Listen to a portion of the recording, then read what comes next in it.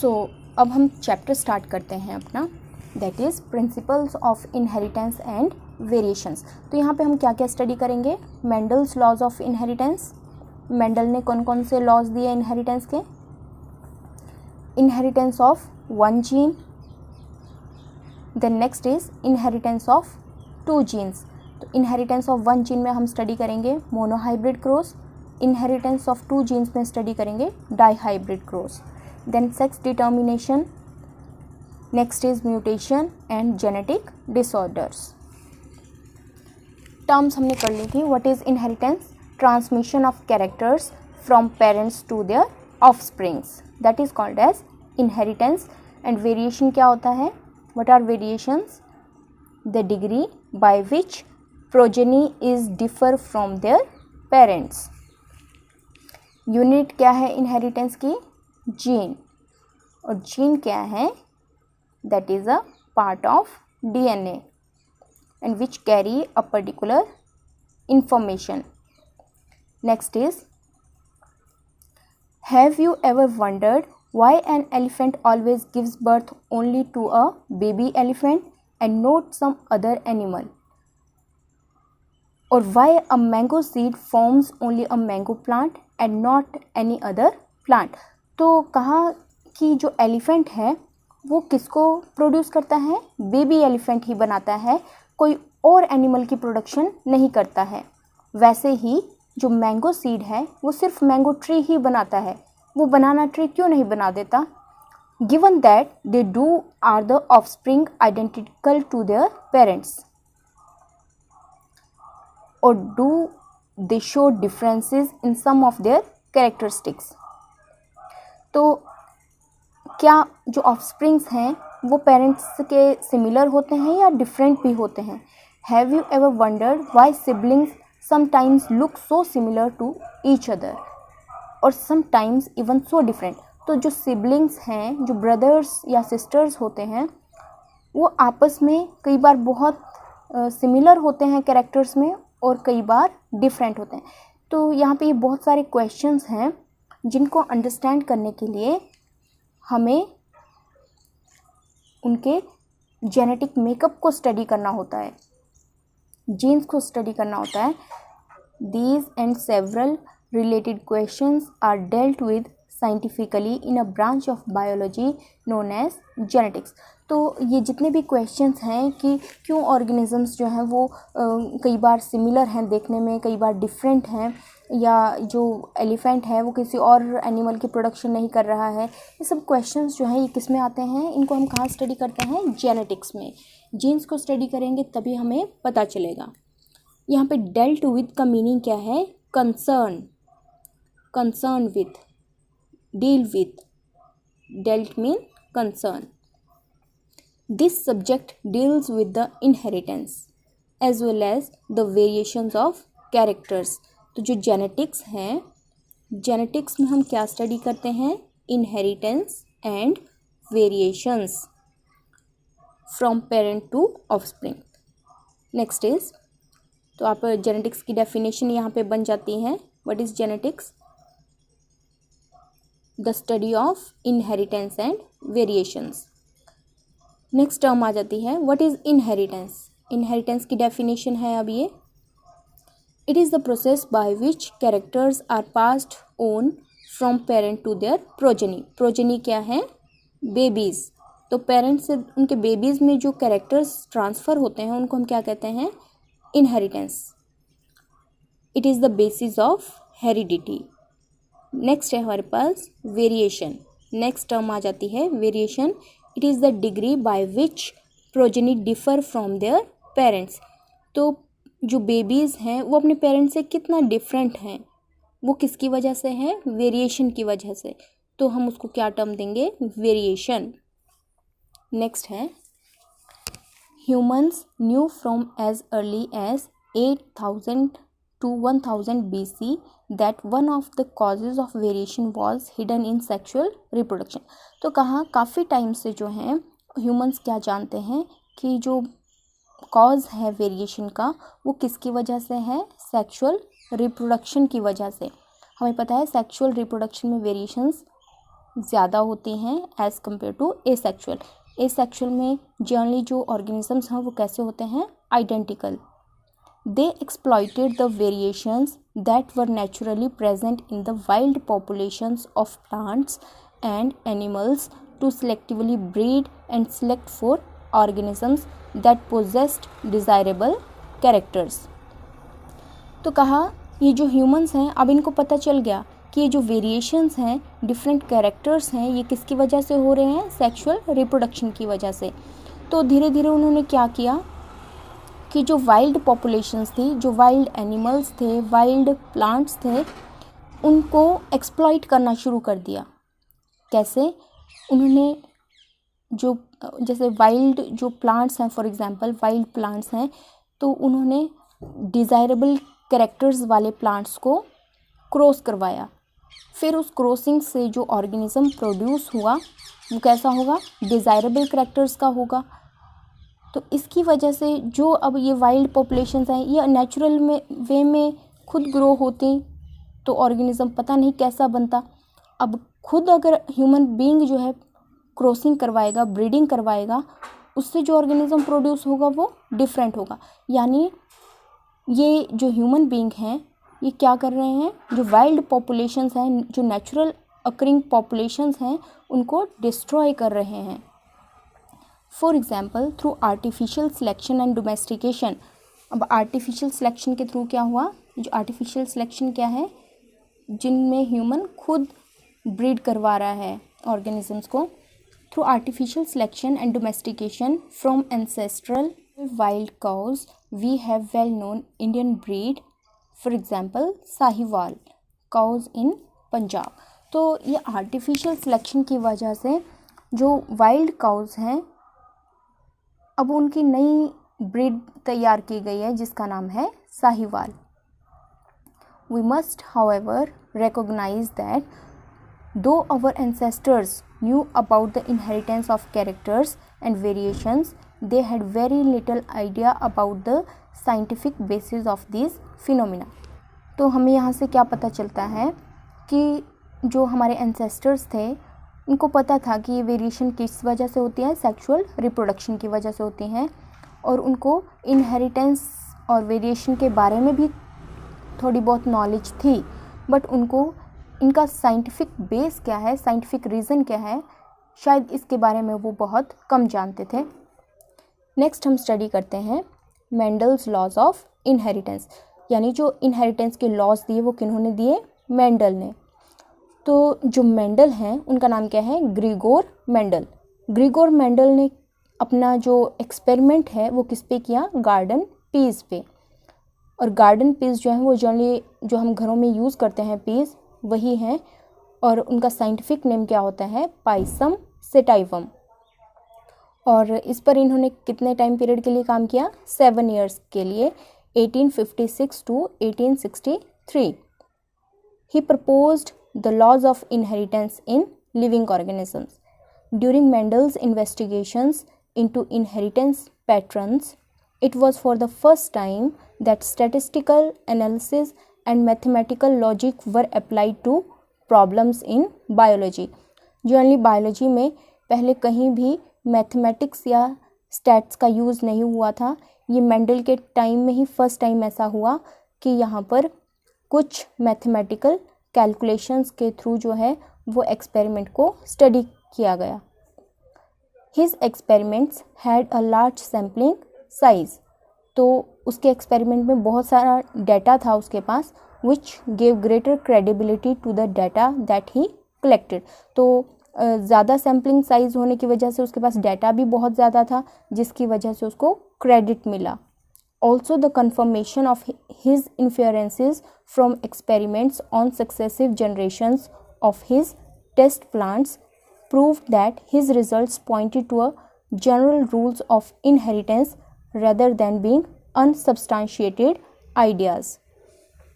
तो यहाँ पे बताया कि उसने जो भी एक्सपेरिमेंट्स किए और उनसे जो भी रिजल्ट्स निकले, इन्फ्लुएंसेस मीन्स जो भी रिजल्ट्स निकले, वो ये प्रूव करते थे कि वो जो उसने इनहेरिटेंस के लॉज दिए हैं वो उनको फॉलो करते हैं। ये अनसपोर्टेड आइडियाज़ नहीं हैं। Unsubstantiated means unsupported.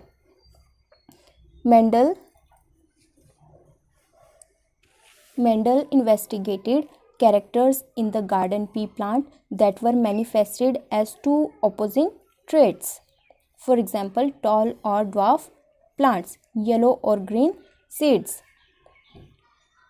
तो यहाँ पे manifested का मीन है shown, यानी शो करते हैं। manifested मीन्स जो दिखता है, जो रिजल्ट आएगा। Mendel investigated characters in garden pea plant that were manifested as two opposing traits. तो मेंडल ने क्या किया, गार्डन पी के कैरेक्टर्स को स्टडी किया। एक कैरेक्टर के कितने ट्रेट्स थे, 2 ट्रेट्स, यानी 2 डिफरेंट ट्रेट्स थे। जैसे बता दिया टॉल और ड्वार्फ, यानी हाइट यहाँ पे क्या है, कैरेक्टर, और उसके 2 ऑपोजिंग ट्रेट्स क्या आ जाएंगे, ट्रेट्स क्या आ गए यहाँ पे, टॉल और ड्वार्फ। ड्वार्फ होता है छोटा। This allowed him to set up a basic framework of rules governing inheritance, which was expanded on later by scientists to account for all the diverse natural observations and the complexity inherent in them. तो ये generally जो है, तो ये एक उसको idea मिल गया जब उसने इन करेक्टर्स को स्टडी किया। इसकी वजह से उसको ये जो उसने रूल्स बनाए इनहेरिटेंस के, उनको बनाने के लिए एक आइडिया सा मिल गया यहाँ से। और फर्दर जो है, जो भी ये इनहेरिटेंस के रूल्स हैं या इनहेरिटेंस है, उस पे फर्दर और साइंटिस्ट ने भी फिर रिसर्च करना शुरू किया। नेक्स्ट है, Mendel conducted such artificial pollination cross pollination experiments using several true breeding pea lines. तो मेंडल ने ये जो भी आर्टिफिशियल पॉलिनेशन की, आर्टिफिशियल पॉलिनेशन के लिए क्या होता है, या क्रॉस पॉलिनेशन, इसके लिए क्या होता है, हम डिफरेंट प्लांट्स को लेते हैं क्रॉस पॉलिनेशन के लिए। तो यहाँ पे जो उसने यूज़ किए प्लांट वो कैसे थे, ट्रू ब्रीड प्लांट्स थे, ट्रू ब्रीडिंग पी लाइन्स थी। ट्रू ब्रीडिंग क्या होता है, a true breeding line is one that having undergone continuous self pollination, जिनमें बार बार सेल्फ पॉलिनेशन हुई हो, and shows the stable trait inheritance, और जो इनहेरिटेंस है वो कैसी हो, उनमें स्टेबल हो, यानी वही कैरेक्टर्स जो हैं नेक्स्ट जनरेशन में पास हों, and express for several generation, और उन कैरेक्टर्स को वो काफ़ी जनरेशन्स तक जो है एक्सप्रेस कर सकें। तो ये बहुत इंपॉर्टेंट है, आपने यहाँ पे इसको लर्न करना है अच्छे से। Mendel selected 14 true breeding P plant varieties. तो हमने कहा ये जो ट्रू प्लांट्स होते हैं ये जनरली होमोजाइगस होते हैं, और जब ये ट्रू ब्रीडिंग प्लांट्स हैं इनको हम बाद में हाइब्रिडाइजेशन के लिए या फिर क्रॉस पॉलिनेशन के लिए यूज़ करते हैं। तो मेंडल ने ऐसे कितने ट्रू ब्रीडिंग पी प्लांट्स ली वेराइटीज़, 14, और अगर पेयर्स में इनको देखा जाए तो कितने हुए, 7, as pairs which were similar except for one character with contrasting traits.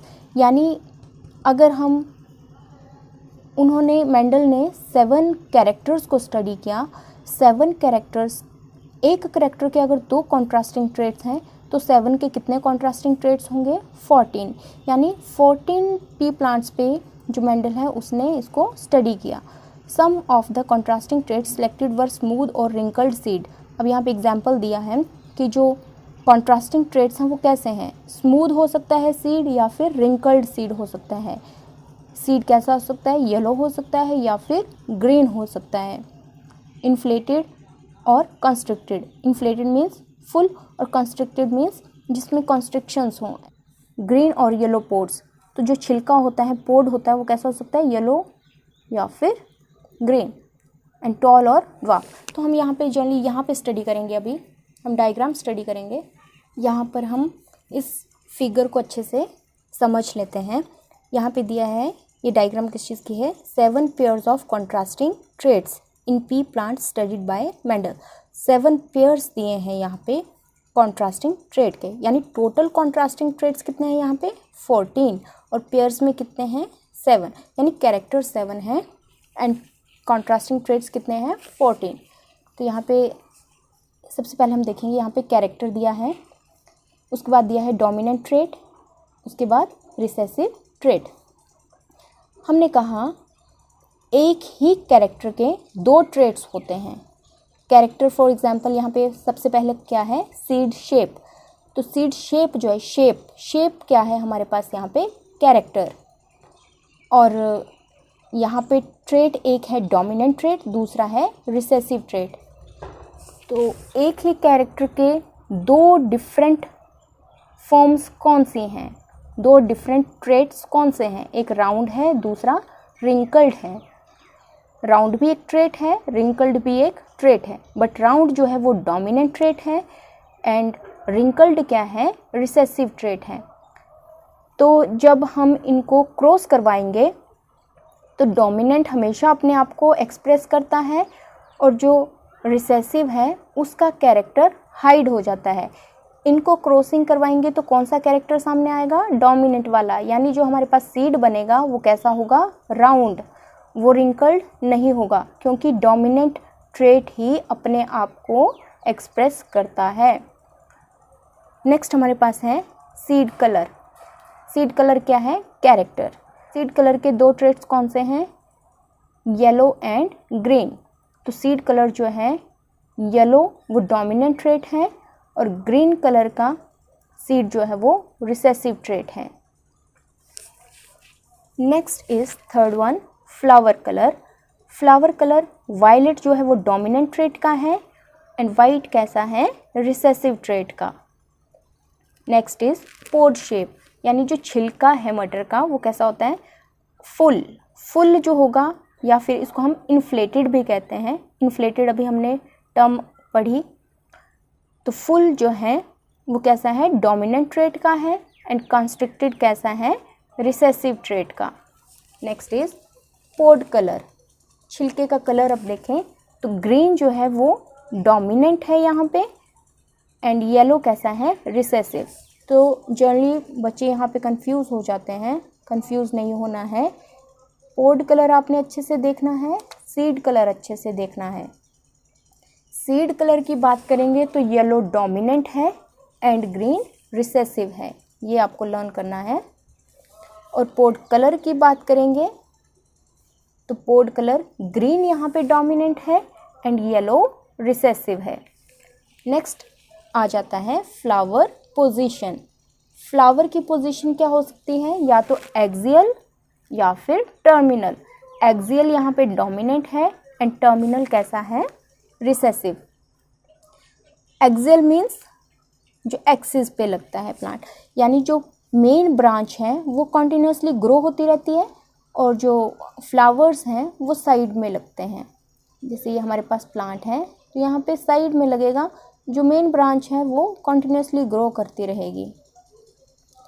और जो टर्मिनल है उसमें क्या होता है, फ्लावर कहाँ लगता है, टिप पे लगते हैं, जिससे कि प्लांट की फर्दर ग्रोथ नहीं होती है। टिप पर ही ये फ्लावर की प्रोडक्शन होती है। नेक्स्ट है हमारे पास स्टेम हाइट। हाइट की बात करें तो प्लांट टॉल हो सकता है एंड ड्वार्फ हो सकता है। Dwarf means short. तो टॉल हाइट जो है वो डोमिनेंट ट्रेट है और ड्वार्फ हाइट क्या है, रिसेसिव ट्रेट। तो आपने ये लर्न करना है। 7 ट्रेट्स यहाँ पे दिए हैं मेंडल के। 7 ट्रेट्स कौन से हैं, seed shape, seed colour, flower colour, then आप साइड बाय साइड ऐसे ही लर्न कर सकते हैं। Flower colour, flower position, pod shape, pod colour and stem height. तो टोटल कैरेक्टर्स हमने कितने स्टडी किए, 7 कैरेक्टर्स।